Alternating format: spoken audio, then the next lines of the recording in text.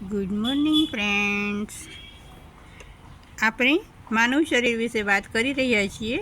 તેમાં ગઈકાલે આપણે જાણ્યું કે પુરુષ એ પ્રેક્ટિકલ અને સ્ત્રી એ લાગણીશીલ છે, અને બંને જ્યારે એક થાય ત્યારે જ જીવન પૂર્ણ બને. એકબીજા વિના અધૂરા છે.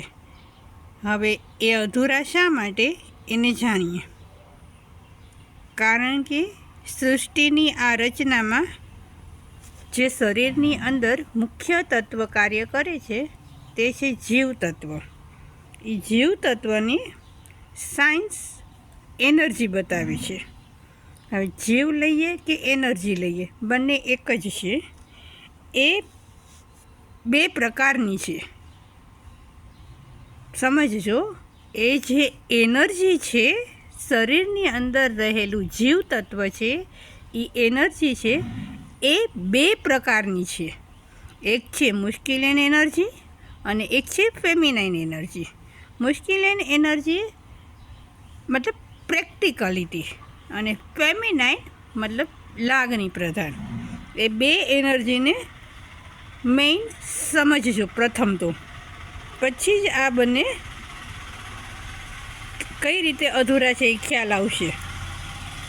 એટલે એનર્જી મુખ્ય બે પ્રકારની છે, મસ્ક્યુલિન અને ફેમિનાઇન.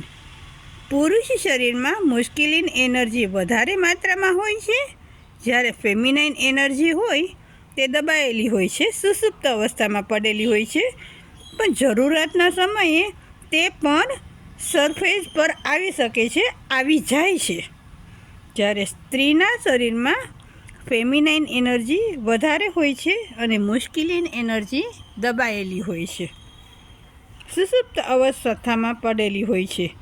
પણ જ્યારે જરૂરિયાત હોય ત્યારે તે પર એકદમ જ બહાર આવે છે, ઉપર આવી જાય છે, અને એના કારણે જ આ વધારે જે એનર્જી હોય તે મુખ્ય પુરુષ પ્રેક્ટિકલ વધારે અને સ્ત્રી લાગણીશીલ વધારે હોય છે.